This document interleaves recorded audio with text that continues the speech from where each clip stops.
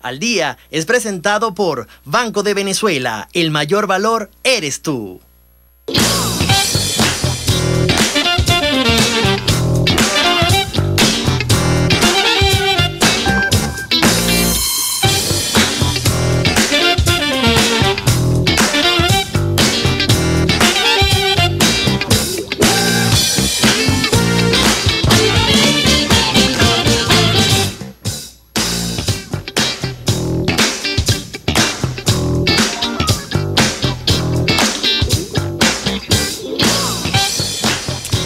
¿Qué tal? Vale, bienvenidos, buenas tardes a este episodio, bueno, en la completa normalidad y aquí con el compromiso de siempre y con el cariño a través de estas pantallas de Venezolana de Televisión y a través de Al Día. Mira, días, bueno, este año 2024 ha sido informático de más, ¿no? Se han suscitado una serie de acontecimientos, un año electoral para muchos países del mundo. Obviamente hemos seguido esto desde el punto de vista periodístico y en todos esos acontecimientos que se han dado está presente lo que siempre mencionamos en este programa, que sale a relucir redes sociales, la era digital y cómo esto ha influido sobre todo en cómo dirigir, ¿no? la matriz de opinión y en los ataques sobre todo a instituciones, digamos sobre todo en el caso de nuestro país, por ejemplo, daba a conocer la vicepresidenta el día de ayer que nuestro país de hecho había recibido o en nuestro país ha ocurrido unos 30 millones de ataques por minuto, lo que deriva en 500.000 ataques por segundo. Nos vamos a analizar un poquito este contexto, obviamente llevado a Venezuela, dado los últimos acontecimientos, algunas páginas también que han reportado pues todo esto, el mismo Consejo Nacional Electoral pues que anunciaba esto que había sido realizado el pasado domingo para dificultar el conocimiento de los resultados de estas elecciones tan importantes en nuestro país, es decir, una serie de elementos importantes que no solo ocurren en Venezuela, sino que hay que analizar también cómo se mueve el tema de la geopolítica en torno a esto. Y esto hablando específicamente de los ataques, lo que han denominado ciberataques, ataques a todas estas plataformas que forman parte de la institución, que el CNE no solo ha sido el foco, obviamente por el tema electoral, pero hay otras instituciones que también han sido víctimas de esto e incluso son atribuciones que se han hecho a través de estas plataformas digitales. Muchos dicen que es una falsa organización, otros dicen que si es la organización esta denominada Anonymous. Eso lo vamos a hablar mucho más adelante, pero además a toda esta situación que si se quiere es algo informático y todo esto que ya lo vamos a abordar a profundidad, también se ha sumado este otro elemento de esta guerra digital que se ha querido imponer a través de las redes sociales, cómo inocular de cierta forma durante todo este tema de la campaña electoral este odio que luego se ve reflejado en las calles y obviamente la respuesta del Estado, cómo ha sido mantener la paz en nuestro país y obviamente quienes hayan cometido algún delito estarán precisamente teniendo todas estas consecuencias quienes están al margen de la ley. Entonces, bueno, todo esto se da, estas dos situaciones que estamos viviendo en nuestro país en medio del proceso electoral. Y obviamente nosotros queremos traerlo acá a colación porque queremos desmitificar, como dice mi amiga Jocelyn, de manera reiterada, todas estas fake news que se dan a través de las plataformas digitales, también toda esta controversia que se ha generado ahora a raíz de las declaraciones que dio ayer el presidente Nicolás Maduro sobre el WhatsApp. Entonces han querido también tergiversar de que se prohibió el WhatsApp en Venezuela. No es cierto.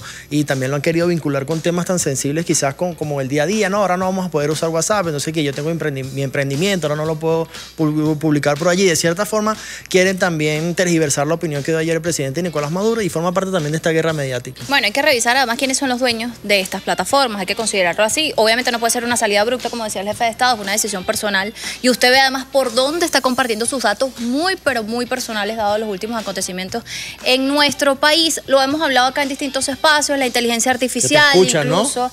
¿Cómo? Que te escuchan, o sea que de repente le hemos dicho, ¿no?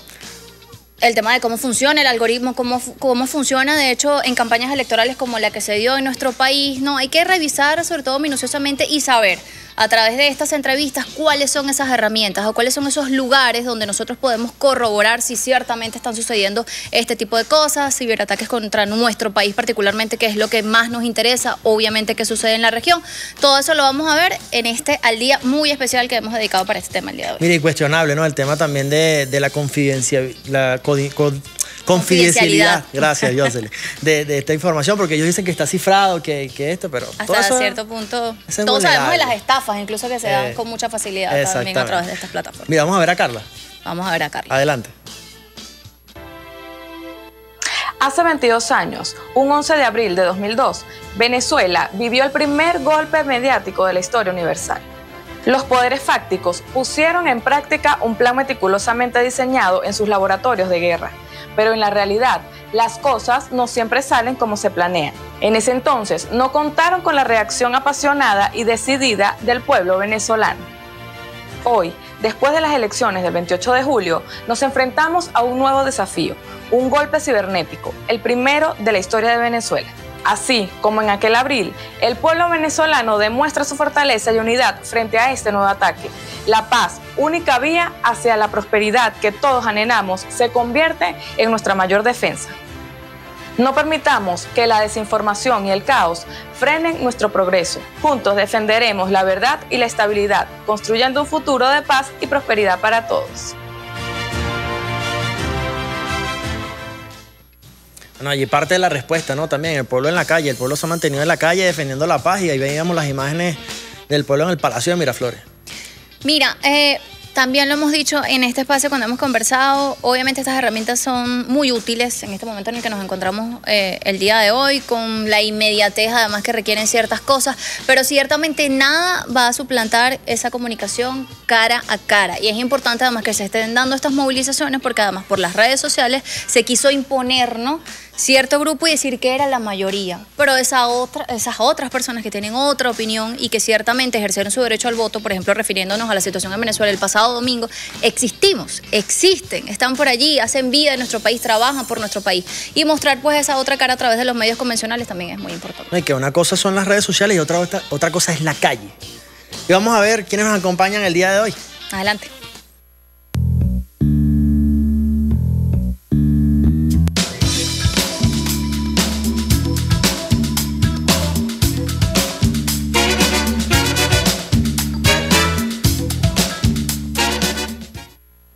Bueno, ya están con nosotros. Tenemos a Kenny Osa, tecnólogo. Bienvenido al día. Bienvenido, Gracias. Kenny. Gracias, Roger, Jocelyn.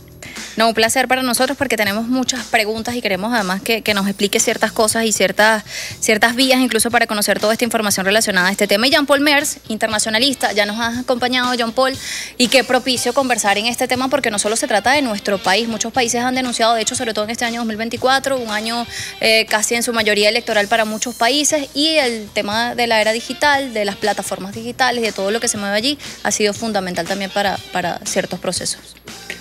Sí, bueno, efectivamente hay una situación en la cual lo que es el Internet en general, la creación como tal, no obedece únicamente a, digamos, un impulso privado, no de la mano con el interés del imperialismo estadounidense, sino más bien todo lo contrario. Hay toda una serie de aparataje detrás que genera una situación de sumisión al momento del uso por parte de cierto grupo, porque genera que los servicios de Internet y los distintos esquemas por los cuales se suele utilizar, digamos, tanto sistemas de navegación como sistemas de software como Windows, las redes sociales, todo depende más que todo de una dinámica interna producida desde Estados Unidos, y que lamentablemente en cuanto al nivel geopolítico, porque para el nivel técnico tenemos al compañero para podernoslo explicar, en cuanto al nivel geopolítico de la situación, tenemos que hoy en día incluso la agenda política interna estadounidense ha primado por encima de lo que sería, digamos, el uso de una red u otra. Entonces tenemos una situación en la cual cuando X era Twitter, en las situaciones de la elección pasada en Estados Unidos, todo lo que fue digamos, estos enfrentamientos entre republicanos y demócratas se vieron reflejados. El bloqueo de cuentas incluso. En la actitud, exactamente, en la actitud mostrada desde los dueños de las distintas plataformas. Y esto se agrava con la llegada de Elon Musk a X, a Twitter, que, digamos, no es el primer golpe en el que fracasa Elon Musk, es el segundo.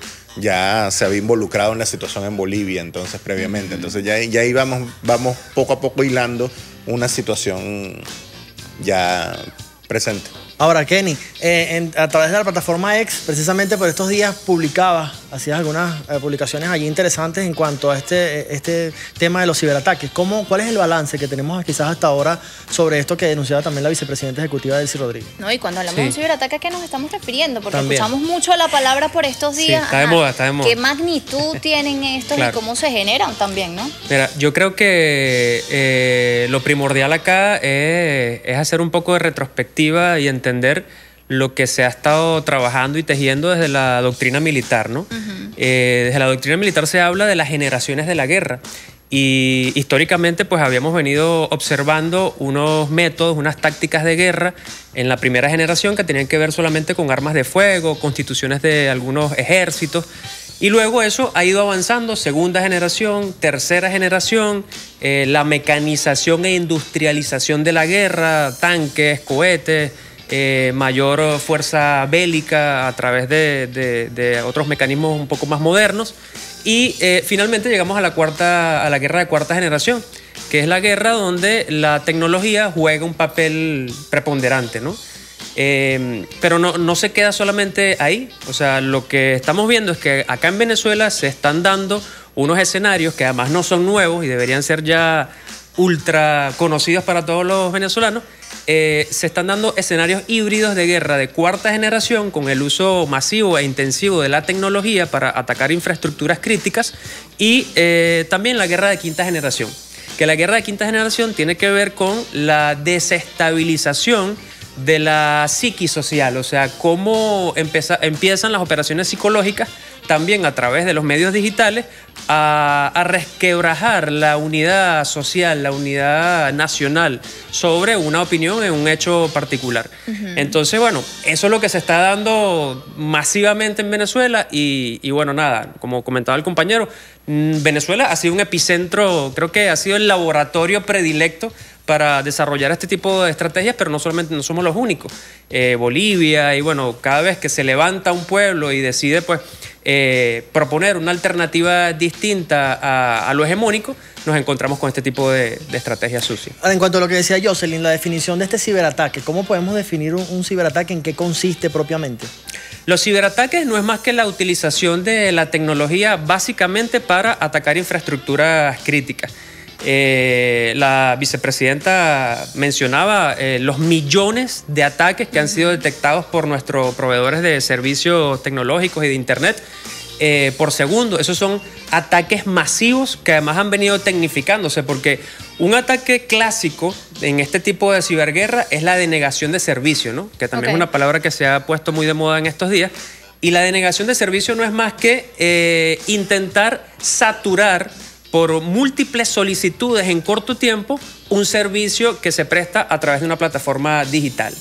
Entonces, estos ataques se han venido tecnificando y ya no solamente es un servidor contra otro servidor, un servidor es una máquina, son los equipos que contienen nuestras plataformas digitales, sino que ahora son ataques distribuidos a lo largo del planeta, pagados, porque eso también hay que decirlo. Un ataque de esta magnitud como la que ha sufrido Venezuela en este periodo electoral requiere de muchísimos recursos económicos para poner en marcha esa operación de guerra cibernética. Y bueno, ejemplo, lo que hemos vivido. Decenas de páginas del gobierno nacional han estado caídas por mucho y no es por la varios primera días. vez que y no sucede. es la primera vez que sucede. Pero obviamente en este momento incluso estuvo involucrado el Consejo Nacional Electoral, un ente más determinante para nuestro país el pasado domingo 28 de julio. Sabemos además cómo funciona ese sistema. Pero mucha gente, a pesar de lo que tú mencionabas, de que nos ha sucedido esto en determinadas oportunidades y cada vez suele ser más fuerte, cada vez suele ser más frecuente esta guerra de cuarta generación, hay gente que dice, no, pero eso es imposible, eso no pudo haber pasado.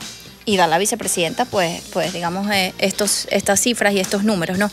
¿Quiénes, ya que tú mencionas que se necesitan ciertos recursos, cierta tecnología además, ¿quiénes poseen esos recursos y esa tecnología? O sea, es un poco tonta la pregunta. No, y se la quitaron pregunta la careta. comillas, Sola, la pregunta se quitaron la careta. O sea, porque además, por lo menos el OSMOG lo hace abiertamente. O sea, Claro, totalmente. Por eso nosotros hablamos también de una guerra asimétrica, ¿no? Porque el presidente, por ejemplo, habla en términos quizás religiosos, el tema de David contra Goliat. En términos de geopolítica pudiéramos hablar del imperialismo contra cualquier pueblo que emerge con una propuesta liberadora. Pero básicamente es una guerra asimétrica porque ellos son los que tienen el poderío económico, tecnológico. El compañero citaba el tema de la superioridad en términos de tecnológicos de quien desarrolla la tecnología. O sea, la tecnología es hoy una forma de poder.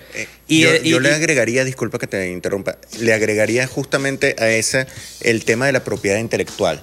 Es un tema muy fuerte porque no es... tiene su ámbito tecnológico, pero incluso en situaciones como la salud, como el uso de medicamentos, las situaciones de bloqueo, todo esto incide justamente por el tema de lo que es la propiedad intelectual y de lo que es el conocimiento. ¿A quién le pertenece el conocimiento? ¿A quién le pertenece una plataforma? Es un tema bastante delicado porque es básicamente la estructura por la cual generan digamos, sus ganancias, parte de los capitalistas actuales. Entonces es un tema bastante delicado que quisiera también un poquito profundizar un poco con respecto a eso de lo que es la propiedad intelectual, cómo afecta la propiedad intelectual al uso de ciertos sistemas como Windows aquí en Venezuela, por ejemplo. Claro. Sí, sin duda. O sea, es el tema de lo que hemos conversado ahorita. Parte de la estrategia de guerra de quinta generación y operaciones psicológicas, podemos decir que es la guerra cognitiva. La guerra cognitiva no es más que eso, incidir en la voluntad, en el esquema de pensamiento de una población para lograr un objetivo en particular. Hay un ejemplo histórico, lo que sucedió en las elecciones de Estados Unidos con Cambridge Analytica. Cambridge Analytica fue una empresa que analizó millones y millones de perfiles de usuarios en Facebook, con inteligencia artificial, con análisis de Big Data, para dirigir mensajes específicos a cada sector de la población. Y por supuesto con una intencionalidad, ¿no? Entonces, es el tema de lo que el compañero comenta, la propiedad intelectual. O sea, ¿quién desarrolla la tecnología? Quien desarrolla la tecnología tiene el control, tiene el poder. Y bueno, ya Elon Musk nos ha demostrado que él no tiene ningún prurito al decir vamos a tumbar cualquier gobierno que se nos ocurra y eso es lo que está sucediendo. Tienen las manos en la masa y ellos mismos han convicto y confesado. Exactamente. Me vas a decir al regreso de esta pausa, porque vi que además obviamente es tu especialidad, has seguido todo este proceso. Ese día de las elecciones, al día siguiente comentabas en qué lugar estaba Venezuela como los países más atacados. Vamos a revisar un poquito de eso porque es algo sostenido, o sea, no fue que se acabó, eso se mantiene y hay que revisarlo, pero al regreso de la pausa. Así es, también conversar sobre, ya lo veíamos en el año 2002, Venezuela fue el primer país que recibió este ataque, este golpe de Estado a nivel mediático. Ahora se hace también a través de las plataformas digitales. Esto vamos a estarlo conversando en la próxima parte, pero antes, señores, es momento de publicidad. ¿Necesitas pagar un servicio, hacer pago móvil, recargar tu saldo? Con BDB App lo haces en un abrir y cerrar de ojos. Descarga la aplicación del Banco de Venezuela y disfruta las ventajas de tener las soluciones en tus manos. Porque para el Banco de Venezuela, el mayor valor eres tú. Ya venimos.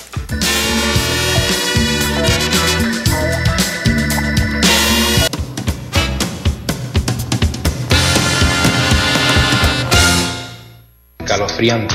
Inteligencia artificial habla sobre las operaciones psicológicas en Venezuela.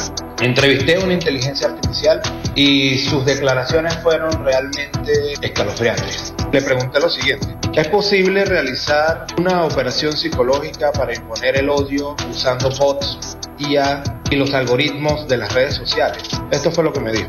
Sí, es posible llevar a cabo una operación psicológica de gran alcance para fomentar el odio entre grupos utilizando bots, inteligencia artificial y algoritmos en las redes sociales. Esta táctica ha sido utilizada por actores malintencionados para sembrar discordia, polarizar opiniones y desestabilizar comunidades. Los bots pueden difundir mensajes inflamatorios de manera masiva y rápida, amplificando así el alcance de contenido divisivo. La inteligencia artificial también puede ser utilizada para analizar patrones de comportamiento en línea y personalizar estrategias de manipulación psicológica. Además, los algoritmos de las redes sociales pueden contribuir a la propagación de contenido nocivo al priorizar la visibilidad de publicaciones sensacionalistas o extremistas.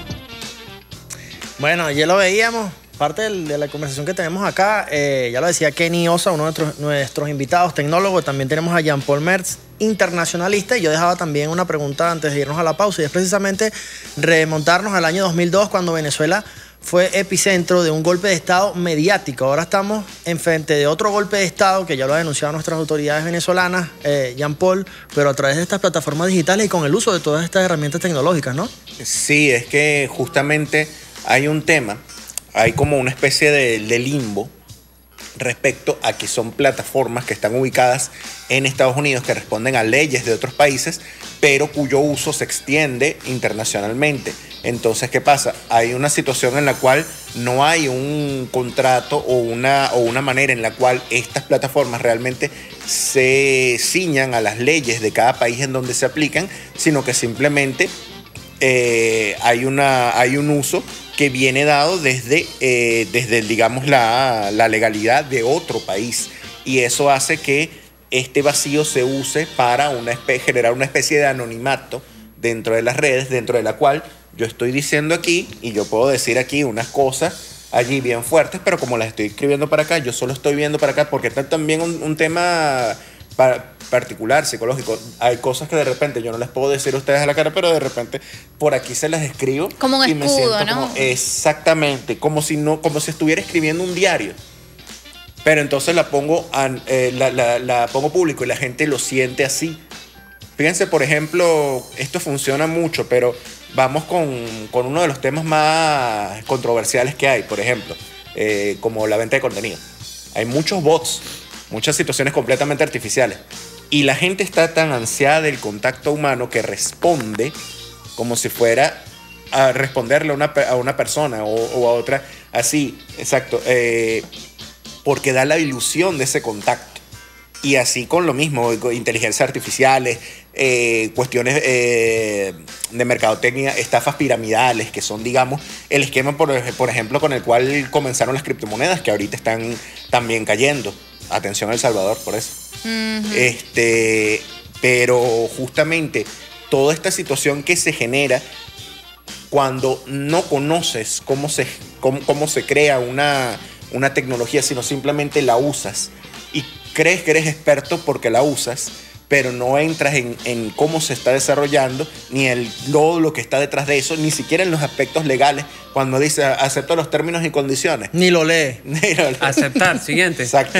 Y sí, entonces, vale. ¿eso qué genera? Eso genera que al momento uno ni siquiera sabe qué es lo que está aceptando de dar todos esos mensajes que ha dado, muchos de tipo personal, de tipo íntimo. ¿Cuántos no hemos tenido, digamos, tú has tenido digamos, te has mensajeado con una novia a través de WhatsApp, por ejemplo, o de Facebook?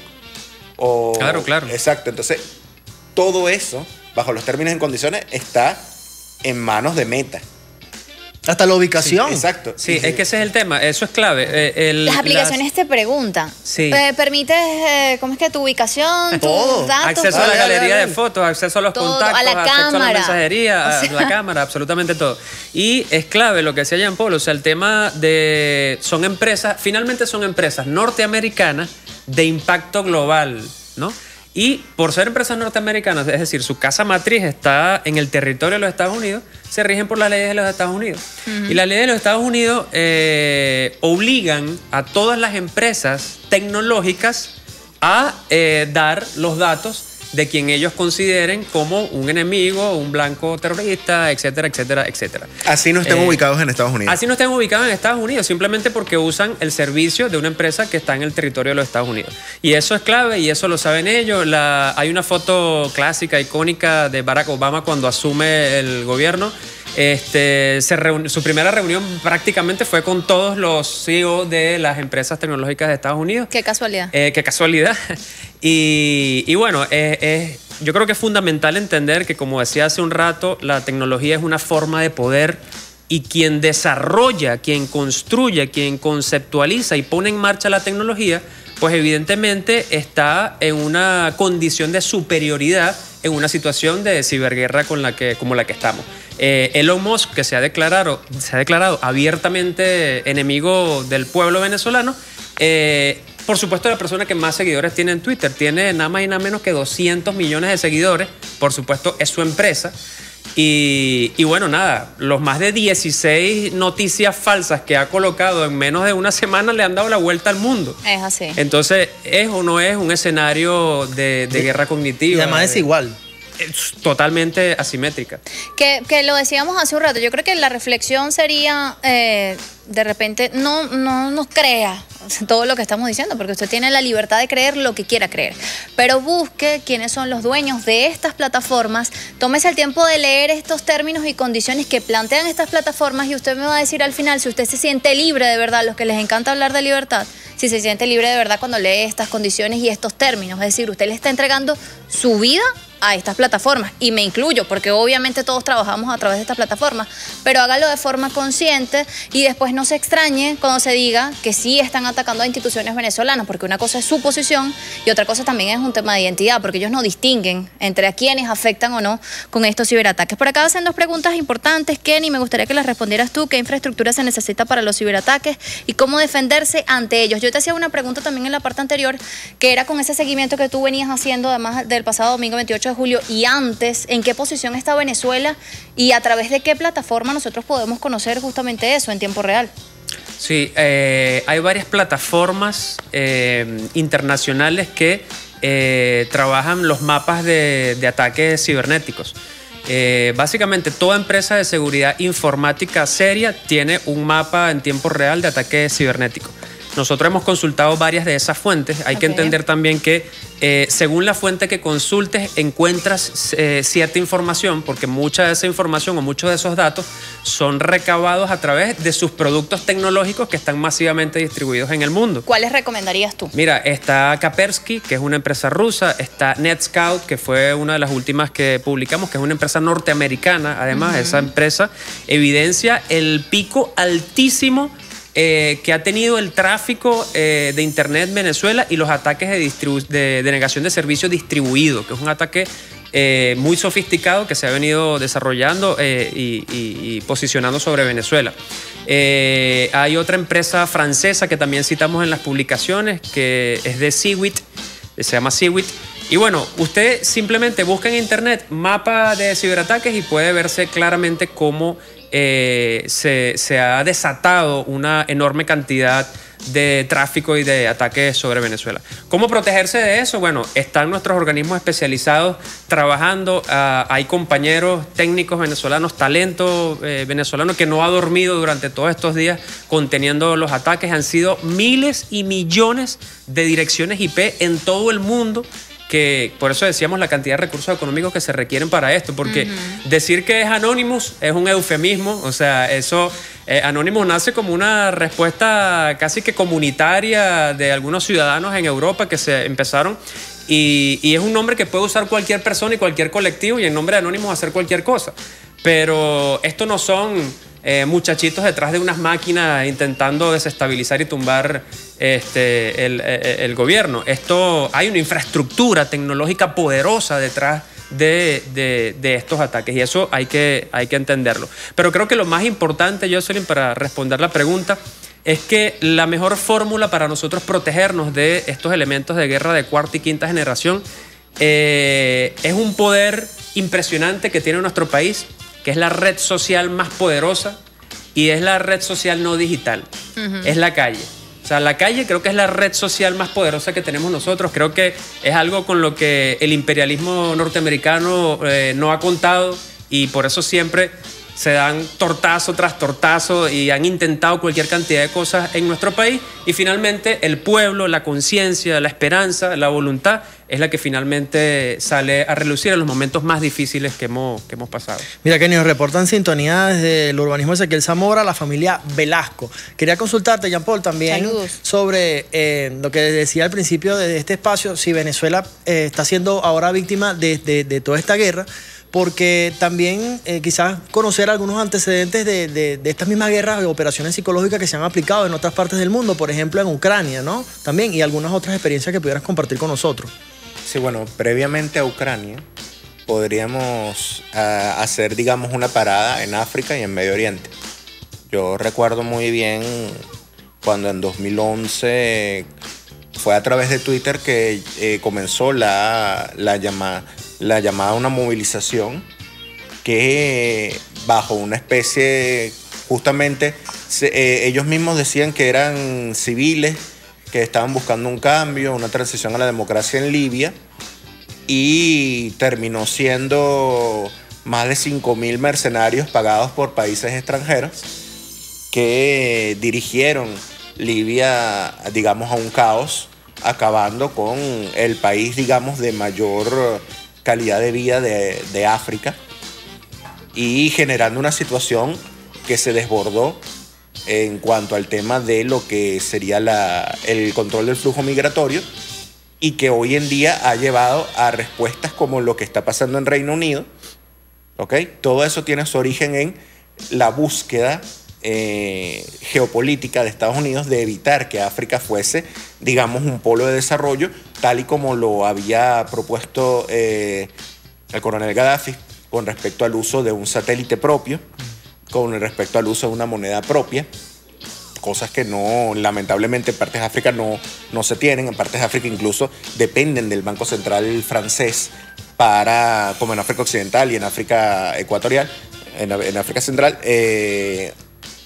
y esto ha generado toda una situación de dependencia de la cual los europeos no nos dicen nada, que es desde estos países de donde se genera el flujo migratorio. Pero entonces cuando hay una reacción, hay una situación en la cual se ve desde un punto de vista occidental y lamentablemente por el tema de compartir el idioma y por el tema también muchas veces de una situación racial heredada de la colonia en Latinoamérica, muchas veces hay una identidad falsa con Occidente que lleva, digamos, a liderazgos como el de Milei y que a su vez se termina viendo como lo que es una farsa, que lo que implica es imponer la sumisión geopolítica a Europa y Estados Unidos. Ahora, este ejemplo con el que comenzó Twitter, digamos, el llamado Día de la Ira contra Muammar al-Gaddafi, las situaciones que pasó en lo que se llamó la Primavera Árabe, que en realidad lo que pasó fue una expansión geopolítica de ciertas potencias regionales que al final se detuvo en Siria, que Siria fue el primer país al cual supuestamente Anonymous le declaró la guerra, cuando tú tenías la creación de lo que es el Estado Islámico y a muchos de estos inmigrantes que fueron permeados por primero por la discriminación al ser recibidos en Europa con una serie de leyes, como por ejemplo en Suiza la prohibición de colocar minaretes, es decir, generar su estructura, su sitio para poder rezar, para poder expresarse libremente, prohibido totalmente porque supuestamente es una amenaza para los valores europeos, pero en realidad es una forma de racismo, de colonialismo sobre ello. Entonces, ¿qué pasa? La respuesta es la radicalización. ¿Por qué? Porque van en manos de una gente que también desde la época de la Guerra Fría ha estado aliado a Occidente, como son los radicales islamistas que crearon el Talibán, Al-Qaeda y lo que fue el Estado Islámico. Y como esto llevó después a que justamente el atacado por Anonymous no sea esto, sino Bashar al-Assad. Y cuando el Estado Islámico estaba cerca de las alturas del Golán, no se le ocurrió ni por un momento que Israel, que la entidad sionista, fuese, digamos, el enemigo, sino que más bien sus heridos eran atendidos por la entidad sionista. Entonces, tienes estos ejemplos. Y luego en Ucrania. En Ucrania tenemos las revoluciones de colores. En Ucrania tenemos una situación muy lamentablemente continuada en la cual se discriminó para una parte de la población, se les enseñó que su voto no valía. ¿Por qué? Porque por dos veces. Primero, cuando la supuesta Revolución Naranja obligaron a repetir las elecciones hasta que Yanukovych perdió. Y segundo, cuando Yanukovych vuelve, salen con lo de Euromaidán. Entonces, ¿qué dice la gente del Donbass? ¿Qué dice la gente de Crimea? ¿Qué dice la gente de Odessa? Si mi voto no vale, yo no tengo por qué pertenecer a este país. ¿Por qué? Porque cada vez que yo voto y que lograba un líder como Yanukovych, el Partido de las Regiones, llegar al poder, entonces venían los europeos y la Unión Europea imponía, digamos, una visión según la cual esto era malo. Y una visión según la cual alzarse contra esto y generar unas hordas fascistas como las que intentaron poner aquí. ¿Por qué? Porque todo esto también está de la mano. De ahí viene el Tenemos que hacer una pausa. A regreso seguimos revisando qué otros antecedentes existen y qué otras plataformas usted puede usar para cuidar un poquito más pues esos datos personales. Ya venimos con más al día.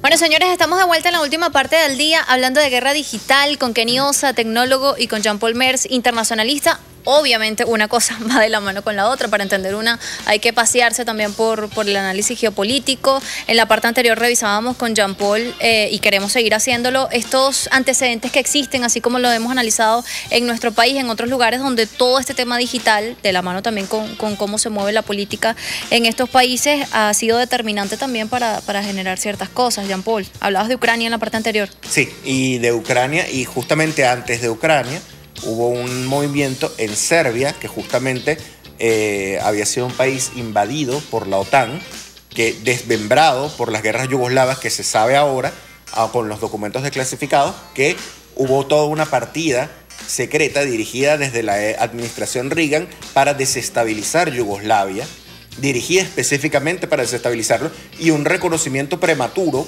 cuando Croacia y Eslovenia declararon unilateralmente su independencia en el 91, hubo un reconocimiento prematuro primero de Alemania que jaló a toda la comunidad económica europea, que en ese momento se estaba convirtiendo en la Unión Europea, y que hizo que al ser prematuro hubiese una lucha interna que, por tener unas fronteras que no habían sido, digamos, por décadas, había sido una situación en la cual los pueblos habían vivido aquí o allá, más allá de su nacionalidad, porque todo era Yugoslavia, generó unas separaciones artificiales que después fueron reimpuestas a través de los acuerdos de Dayton en Bosnia. Pero ahí, para la caída del presidente Milosevic, que fue asesinado incluso en juicio en La Haya, o sea, supuestamente supercustodiado por Occidente, también asesinado en medio de ello, hay un movimiento supuestamente nacido estudiantil, espontáneo, como a ellos les gusta decir, no violento, manifestaciones sí, pacíficas, claro. gente que solamente está... Entonces, ahí nace un movimiento que se llamó Otpor. Comandito le llaman aquí. Exacto. Sí. Que justamente Otpor fue el que generó, a través de una serie de viajes que ellos pagaron pues en aquellas generaciones. Yo lo recuerdo porque yo estaba en la UCD, pero estaba del otro lado justamente viendo cómo a estos muchachos con supuestos modelos de Naciones Unidas, cosas así, los iba llevando para el exterior, se iba buscando ahí cuál era el que hablaba mejor, el que estaba esto, los llevaban, los formaban, claro, los captaban con plata estadounidense, y de ahí salen lo que llamaban los manitos blancas. Entonces, esta relación Serbia, Ucrania, Medio Oriente, África, Venezuela, las redes sociales, el uso de las jóvenes también, con supuestas verdades que son en realidad, continúa. Que son en realidad cosas muy, muy puntuales, son mensajes que son para sentir, no para pensar. Entonces, a ti te sueltan una frase que tú, si yo me pongo a desmontarla, paso más de 5 minutos desmontándola, aburro a la gente, comienza a ver otra cosa, ¿ok? Comienza a pensar en otra cosa, y entonces no profundiza, no hay un interés por la investigación, sino por tener las cuestiones en la mano, por decir que como yo esto me parece lógico, me suena lógico, y también hay una situación de sumisión que muchas veces nosotros no logramos visibilizar mucho, pero sobre todo a nivel de lo que es las clases populares. Hay unas situaciones que no son las diferencias, digamos, de clase más grandes que se ven a lo macro de todo el país, sino más dentro del círculo económico de la propia comunidad, en la cual tú, por ejemplo, vas a un abasto privado o a una panadería y tienes a un señor que, sin tener, digamos, una preparación política, te habla como un poco de cosas, generalmente muy dirigida, y como justamente es el dueño o algo por el estilo, tienes a la gente alrededor diciendo que sí, porque si no, claro, no. Mira, ya que hablabas hace un ratico de todo este tema de Ucrania, de Rusia, hay que recordar además cómo se bloqueaba contenido nada más por mostrar, digamos, esa otra parte de esa hegemonía mediática que buscó hacernos creer, además, acerca de una situación particular que llevaba años y la gente no se preocupaba incluso por leer pues la historia particular de estos países. Cuentas bloqueadas en Twitter nada más por publicar, digamos, la otra cara que a ellos no les gusta ver. Hay otras plataformas. Perdón, yo fui bloqueado por Twitter durante más de 2 años, cuando la primera baja de lo que teníamos, lo que llamamos la tropa. Sí, claro. Durante 2 años ¿por qué me bloquearon? ¿Por qué me bloquearon? Una y otra vez estuve preguntando a los administradores hasta que por fin me soltaron la cuenta, pero ya para ese entonces ya me dije no. Yo caí ahí también con una cuenta de 15,000 seguidores y bueno, tenía @cosa y por eso abrí otra cosa. Mira, Kenny, ahora, ¿cómo Esa no me hacerle? la han cerrado todavía, ojalá que Mira, no las me siga. alternativas. ¿Cómo hacerle frente? Exacto, Sí. ¿cómo hacerle frente? Sabemos que ellos van a seguir dominando estos espacios, Totalmente. pero ¿cómo hacerle Por ahora, frente a pues. esto?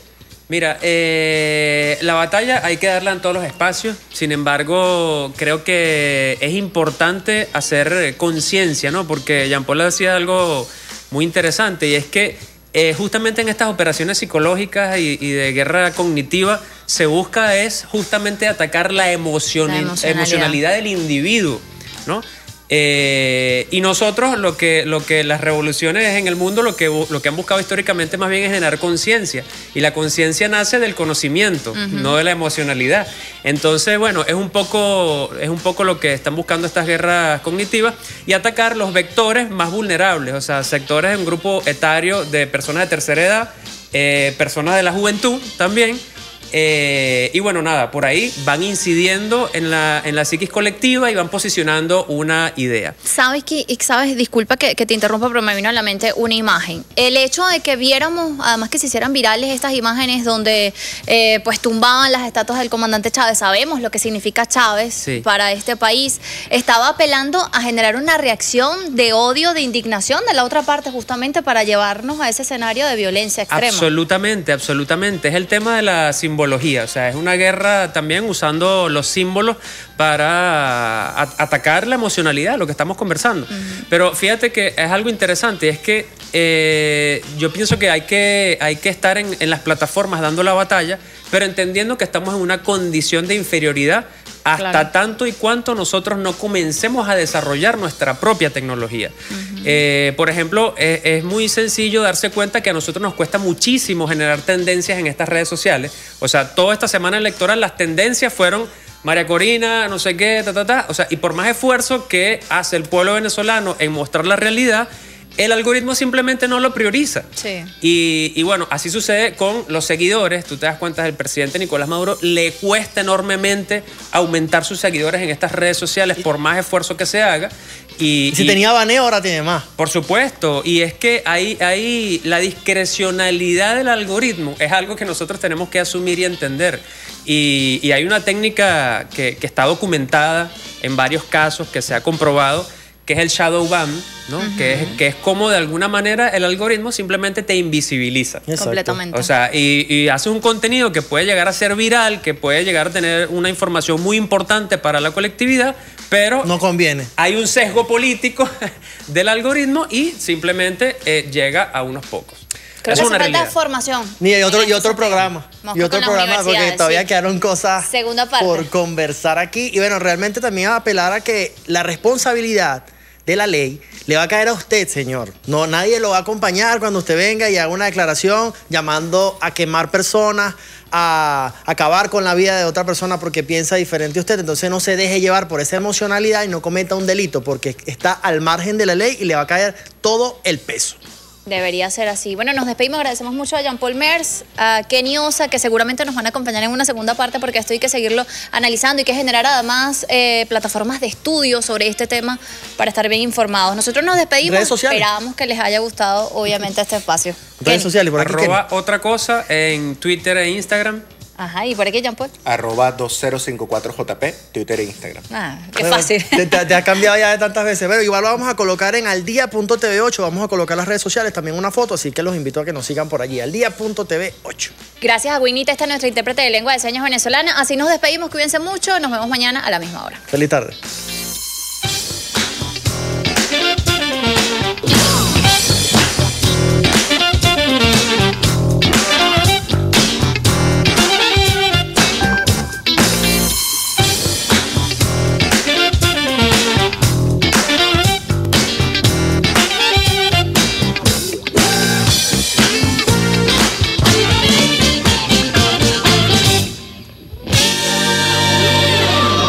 Al Día fue presentado por Banco de Venezuela. El mayor valor eres tú.